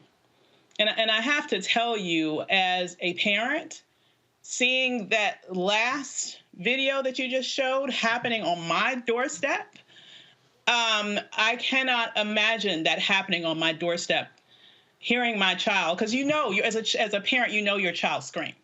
I can't imagine me coming to the door unarmed, hearing my child screaming like that. And I can't imagine leaving that situation like that, either alive or also in handcuffs, because there is no way on God's green earth that anybody's going to beat my child like that and get away with it. So I have to say that his parents showed superhuman restraint. But if anybody needs to understand why there is such an outcry across this nation by Black people as it relates to the inhumane, deadly, and just disgusting treatment that Black people receive, both from police officers and random Joe citizens who decide they just want to kill our children in cold blood, you know, this is why. This is why people react like we do around this, and why we fight for justice and will continue to fight for justice. But I cannot imagine, honestly, I cannot imagine the restraint that those parents showed, because I am telling you, something like that happening to one of my children would not have ended so peacefully. I can tell you that for a fact. Eugene. I mean, this is nothing less than leaving us for loss of words, right? The thing is this, you know, until there's mechanisms in place to hold these police officers accountable, other than putting them on desk duty as you know, we essentially wait to investigate ourselves, it's going to keep happening. I mean, literally the only thing that stopped them from continuing to kick this guy while he's already on the ground was the door opening, and that within itself is indicative that they knew they were wrong, because they didn't keep kicking them, or they accelerated when the door opened. You know, they stopped. You know, they stopped, but we can even take it a step back, right? You know, quote unquote, you know, the arrest is for, you know, he's evading with the car. You know, they're reaching for anything to justify what they did. You know, reaching for anything to justify what they did. But I think literally there has to come a time here where, you know, situations like this leads to automatic firing. You know, I mean, it has to. It has to. Automatic firing, and then you need to elect a good DA that will go after and prosecute situations like this. That was abuse. I mean, the bottom line here, Julian, in these 2 cases, first of all, the first case, that young brother is dead. And this brother here, the reason he didn't stop, because he didn't want to die. That's why he ran home. That's why you heard him screaming, "Dad, Dad, Dad." And the fact of the matter is, Julian, look, that kid is likely still alive because he went home. You know, I've had this situation Davis, in my family, I have a 37-year-old nephew who's been roughed up by the police on more than one occasion for nothing, because he was in the wrong place at the wrong time, because he has my mouth, which is a problem. But, you know, young Black men are constantly harassed and constantly placed in precarious positions. And there has to be something, and I tell you, I say this because my heart breaks. My Anye, I'm 67, he's 37. He's my heart. He's my total heart. And he has had situations, like I said, he has my mouth, but that ain't the point. You should be able to say something to somebody who's violating you. He's been handcuffed. He was on his way to a job interview, white shirt on, trying to do the right thing. Knocked down by a police officer who had the digits on his license transposed. They false. But they had my baby boy locked up. And all of us have these stories. We all have these stories. And what we must know is that we must fight for justice. And when I saw the brother saying, Dad, Dad, Dad, I thought about Anye. I thought about some of the things he's had to go through. And I think about all what our young people have to go through. And it breaks my heart in little bitty pieces, because I know that no matter who and what our children are and who or what they do, who their parents are, it does not matter to these devils. And let me call it, Roland, devils who will go behind our children and do whatever they can to them and get away with it. So what must we do? We are grateful for the people with the cameras who could, basically who collect it. We are grateful to the people who talk about it, but we must be a community that says no blocking more. No blocking more, because too many of our children have been placed in peril. And like I said, it's personal for me. Gotcha. I got these two boys.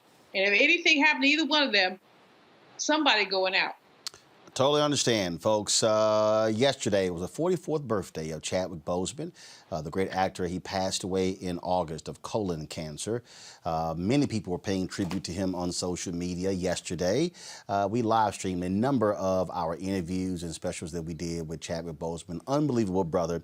And it was 3 years ago, September, when he returned to Howard University. This was the first time Chadwick had been back on the campus of Howard University since he graduated, and he was absolutely shocked and stunned by the reaction.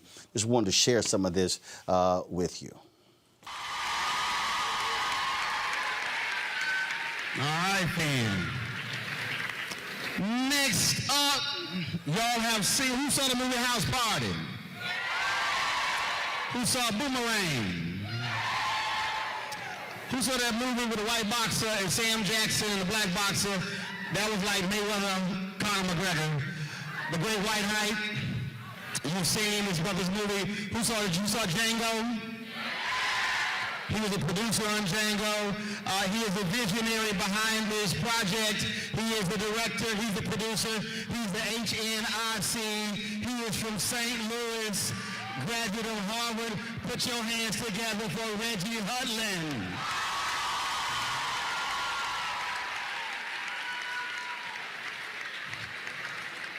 Come out with that Hollywood pimp walk.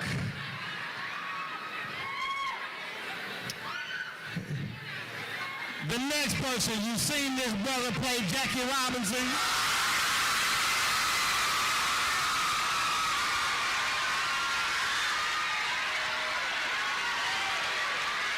He'll be starring in the movie Black Panther.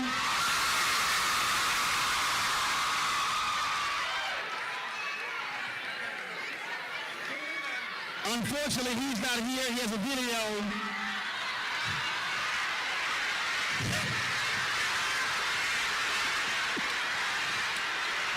Chadwick Boseman!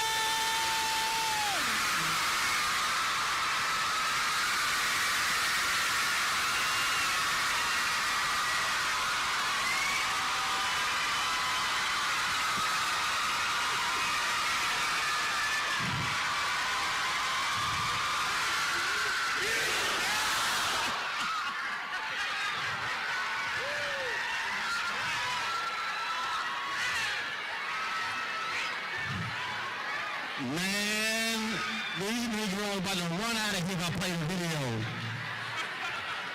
I got y'all on that video.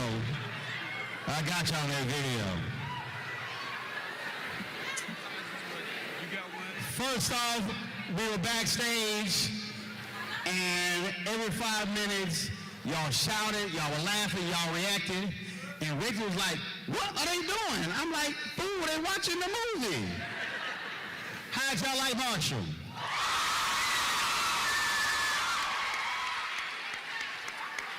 Reggie, I want to start with you. Is that the reaction you always dreamed of when you decided that you wanted to make this movie? First of all, thank you all for having us here.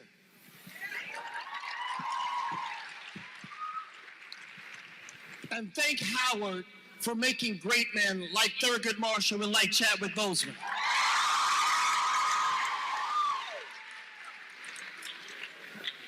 Who's going to follow in their footsteps? All right. What you saying, Roland? Was their reaction? See, you're getting old. You forgot the question. Look, was that the reaction when you thought about this film, when you wanted to make this film, to visualize that type of response when those final credits rolled up, how they responded? Honestly, it was bigger than I expected, and you guys just really you made my night, you made my week just now. Because Before he even saw you.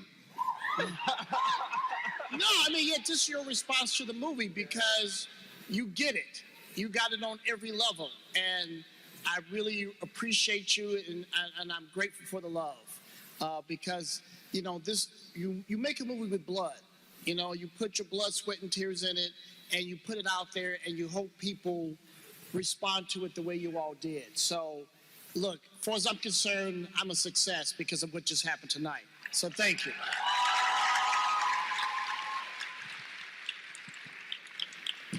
Chadwick,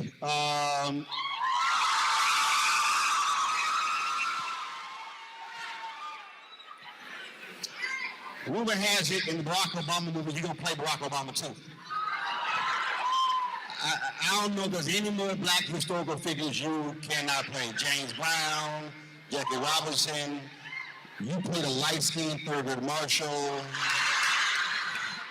Reggie said all the light-skinned actors in Hollywood mad as hell. They like, that was the one movie we had.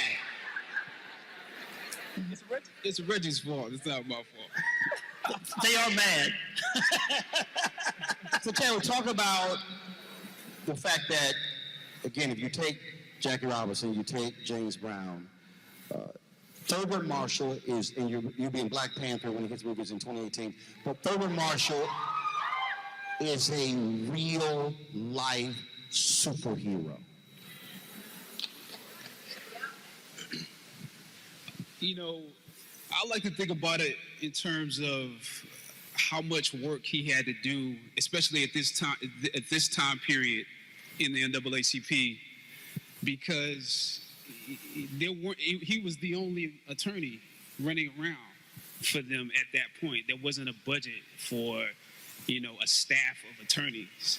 So if something was happening in Mississippi and he couldn't get there because he was dealing with something in Birmingham and Columbia, Tennessee, then that person basically ended up, you know, not being able to get out of that trouble.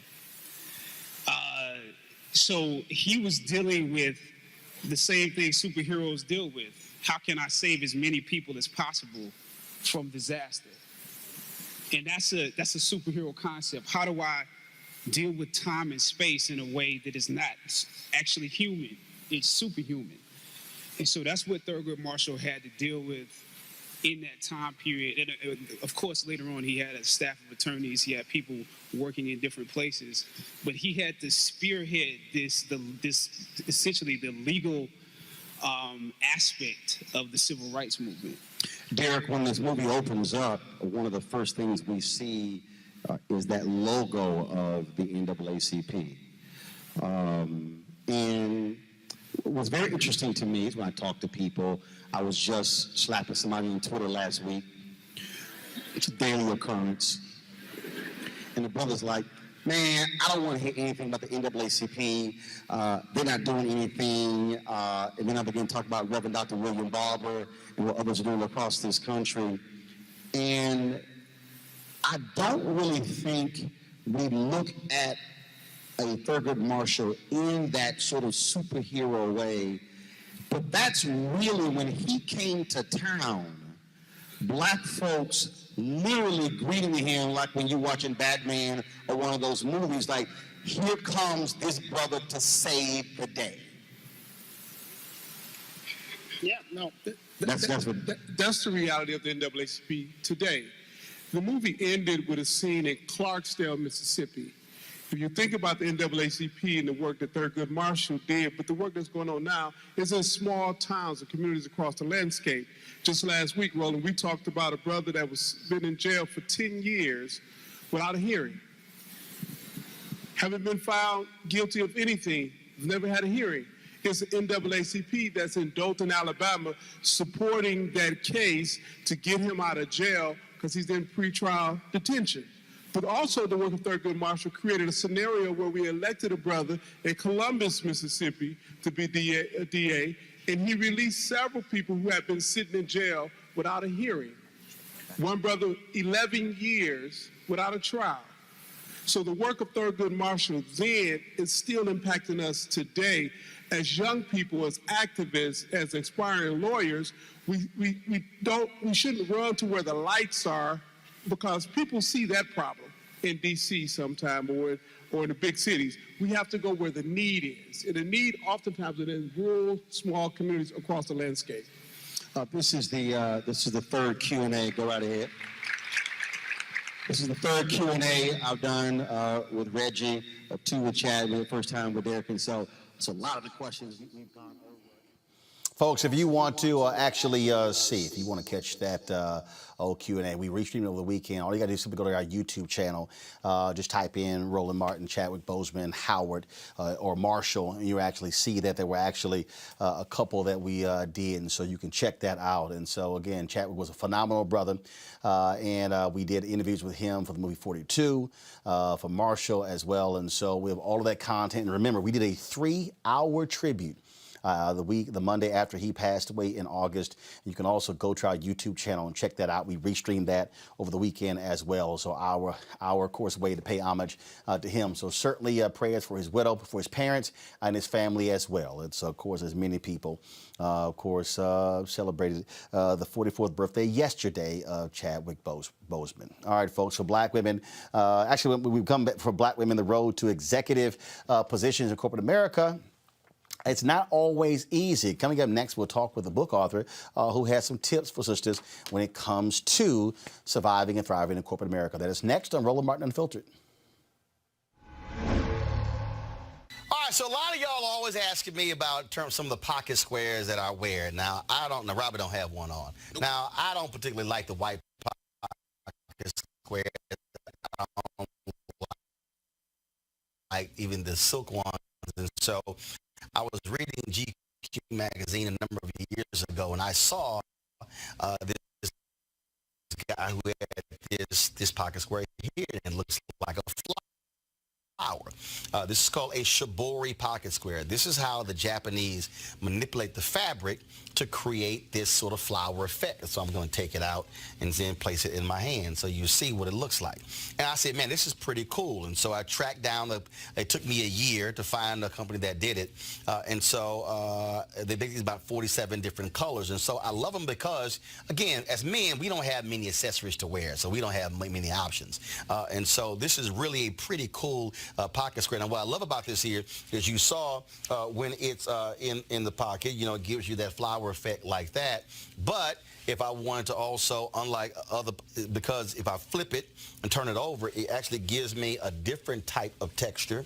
And so therefore it gives me a different look. So there you go. So if you actually want to get one of these Shibori pocket squares, we have them in 47 different colors.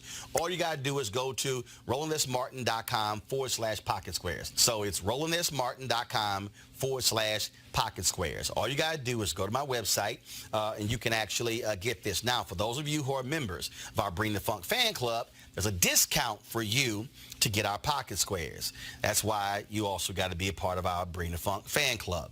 And so that's what we want you to do. And so it's pretty cool. So if you want to jazz your look up, you can do that. In addition, y'all see me with some of the feather pocket squares. My sister, who's a designer, she actually makes these. They're all custom made. So when you also go to the website, you can also order one of the customized feather pocket squares right there at RolandSMartin.com/pocket squares. So please do so. And of course, it goes to support the show. And again, if you're a Bring the Funk fan club member, you get a discount.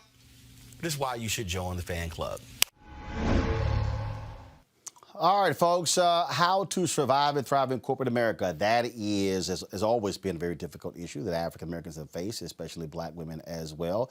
There's only been one black woman who's actually been the head of a Fortune 500 company. That was Ursula Jones at Xerox. So my next author has a book out that deals with that. It's called No Thanks, 7 Ways to Say I'll Just Include Myself. Is, again, new book out by Michelle Smith that has tips on how to deal with racism, bias, and microaggression in the workplace. Michelle, certainly glad to have you here. So this is an issue that a lot of people are talking about even now. So even in the wake of the George Floyd death, everybody's talking about all these D&I positions that are available. We're still seeing sisters deal with the kind of bias in corporate America where you have, frankly, largely white men still running the show. Absolutely, Roland. Thanks so much for having me on your show. And you're right. These companies are built with white male at the center. They are centered. They were not built with us in mind. So we can't even begin to think that the kind of change that even some of these companies are trying to make will even begin to solve our problems. It's a long way to go. So what do you do in the meantime? You have to do some self-talk.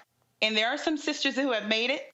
So I've turned to them, and based on my experience in corporate America and as a serial entrepreneur, I offer some tips. And so what's the most important thing that jumps out? Absolutely. The hero or the heroine in the book is knowing your value. And that starts with knowing yourself. So many of us are jumping to trying to be our most authentic selves, but we don't know who we are. And that starts with some very hard self-reflection and knowing your story. And it also begins with understanding that you are fearfully and wonderfully made. No matter what you believe, you have to know that your value starts with that, and that means you're entitled. So when you get that together and understand the threads from your past, for me, it's a passion for technology, a passion for business, and a passion for culture. You can begin to weave together your value and walk tall in your power. That's the first thing. We're also, your sisters are also dealing with lack of mentors. I mean, the reality is the higher you grow up in corporate America, it gets thinner and thinner. And even now in 2020, there are very few black people who are at the top in many of these companies. Absolutely. And what I've found is there is a gaping hole in the center of the leadership pipeline. And what's spewing out of that hole? Women, but especially women of color and black women at a more startling rate. We have women who are pushed out. We have those who have just given up because, you know what, gee whiz, I'm just not going to excel. So I'm starting my own business. The U.S. Census says that black women are starting more businesses than any other group. But here's the thing. You do need your mentors. You need sponsorship too. And you also need the peers who can be your eyes and ears. I like to say that you need air cover and ground cover. But the problem is that women have heard this, black women have heard this, but they don't know how to do it. There are steps to it, and you need to activate this tribe. Most of us will assemble these folks, but we won't ever call them. Good point there. I got my panelists here. I'm going to start with Avis Jones-DeWeaver. Avis, what is your question for Michelle Smith? Hi, Michelle. How are you? I'm glad. Hi, glad to see this book. Always important to discuss these issues. I'm interested with your research if you are finding what I've seen myself in terms of a pattern in corporate America, to the degree that there seems to be a focus on issues of diversity and issue of women. It tends to almost exclusively be relegated to white women getting all the spoils. So I'm interested in your research and your book. Are you finding similarly that the companies seem to be so much more interested in quote unquote gender diversity than racial diversity, for example? And to the degree that they look at gender diversity, they pretty much only see it in a way that benefits our white counterparts. Absolutely. And you know what? This goes back to the problem with DE&I, or diversity, equity, and inclusion programs. They try to make one broad sweep, one broad swipe at everyone, and they miss the fact that diversity means that you have your uniqueness. And so when there was this big push just recently to get into gender equality, they didn't think about the intersectionality of women. And that's not just about race. There are all sorts of boxes to be checked. LGBTQIA, there is accessibility issues. No one wants to dig that deeply, and that's one of the problems with these DE&I programs. And then you have companies that try to separate gender equality from racial equality or their other diversity efforts when it came to culture, race, and ethnicity. And you know what? It just won't work like that. Julianne Melvo. Julianne, what's your question for Michelle? Michelle, I'm wondering about the ways that we talk about equity in the context of political equality. What kind of conversations can we have and can we not have in the workplace? In other words, people are often willing to just lump women into a basket. And they expect us all to be able to have the same conversations. How do we have different conversations that empower each other? Well, you know, first of all, we can't just turn to the people who are oppressed for all the answers. It really is a matter of the people who are in charge, the ones who are leading, to push themselves to learn more than they already do. And the problem actually lies within the fact that their immediate communities do not consist of different people. And you hit the nail on the head, Ms. Malveaux, when you said that we're different. You can't just come at women's issues and think you're going to take a broad brush at everyone. You can't do that. And the fact that these people, these leaders, are living in bubbles, and they bring their whole selves to work with them. That's what we say, right? They come to work with their experiences. And if their experiences are limited, they're going to act in limited ways and put policies in place that are very limited.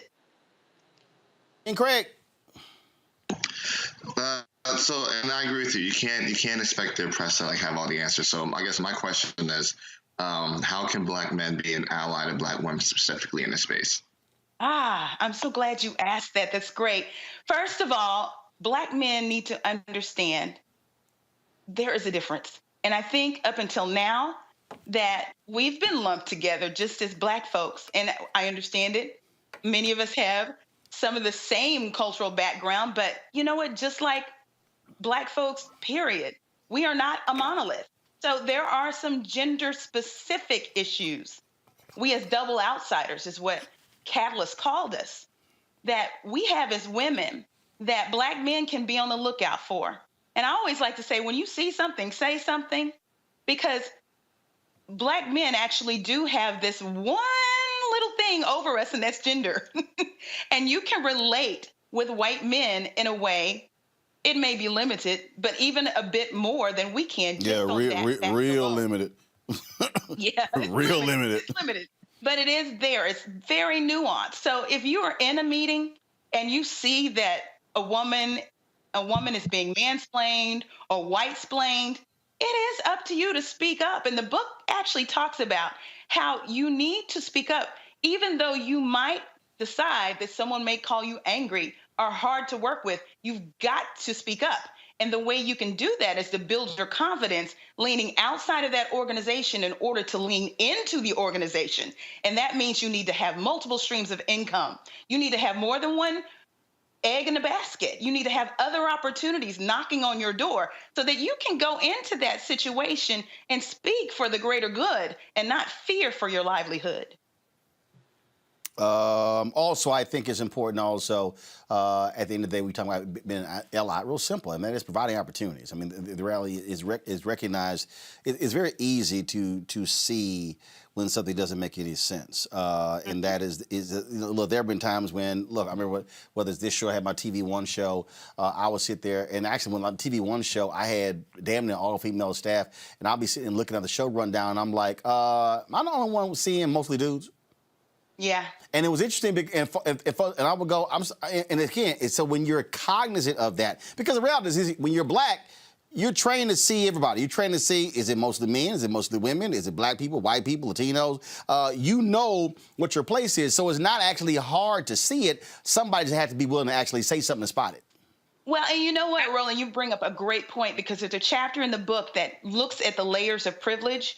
And there are all sorts of privileges. There's white privilege, of course. We talk about that. But there are other layers of privilege that allow you to center that. And the thing is that we all have to be a part to center someone or some group of people. And the fact is that people of color, or even people who are of a different gender or what have you, center this power center. So sometimes we are bought in. And you will see that there are women who will buy into this paternal white power center and work within that system to disenfranchise people who look like them or even have the same gender. I say all skin folk and kinfolk, and Karen, we'll call the manager on you.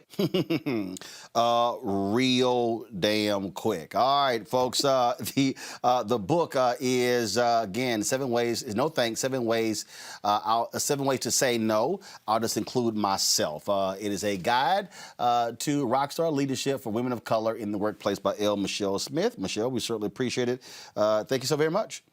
Thank you for having me, Roland. All right, thank you so very much. All right, folks, we're almost done here. Let me do this here. I got to give a shout out to my mom's 73rd birthday, Imelda Martin. Today's her birthday. Go to iPad, please. And so she turned 73 years old today, hanging out with the family. We did a Zoom family birthday yesterday because of, obviously, COVID. Normally, we're together. My sister and my dad hooked her up with their meal today. So they're real happy at home, kicking it, having a little fun. And so my sister did all this designing stuff. And so you'll see in a second. This what greeted her. Hold on. No, go back. Go back. Go back. I wasn't done. Go back. My Lord. So there you go. All right. We need to show. My goodness, man. Y'all too. Lord. All right. Now you can come back. So again, shout out to my mom, turned 73 years old today. All right, folks, if y'all want to support Roland Martin Unfiltered, please do so by joining our Bring the Funk fan club. Our goal by the end of the month, by the end of December, to have 20,000 of our fans join our club. Right now, we're at about 15,000. And so what you can do is you can go to Cash App, $RM Unfiltered, PayPal.me/R Martin Unfiltered, Venmo.com/RM Unfiltered. Zelle is RolandSMartin.com. You can also send a money order to New Vision Media, Inc., 1625 K Street Northwest, Suite 400, Washington, D.C., 2006. You know, those of you who give $50 or more, we give personal shout-outs on the show. I have not opened all of these yet, so I will be giving y'all the shout-outs tomorrow on the show. And so we certainly appreciate it. Thank you so very much. Avis, Julian, Eugene, thanks a bunch as well for joining us on the show. And again, I said this here, we'll be go back to the thank you very much. And so to our panel, Lord, I mean, Anthony getting all excited today. And so I said this to our panel the other day, and that is all of our panelists, I'm going to be shooting y'all some gear. And so in terms of our show hats, beanies, zip-ups, hoodies as well, for being on the panel. So we certainly appreciate that. Thank you so very much. And so look for the email from Jackie Clark real soon so we can send it to you. So thanks a bunch. To the rest of you, folks. Mama Martin, we said happy birthday. All right, we'll do. She watching, so hell, you can tell her right now she watching. Happy birthday! There you go. All right, folks, we got to go. We'll see y'all tomorrow right here at Roland Martin Unfiltered. Holla!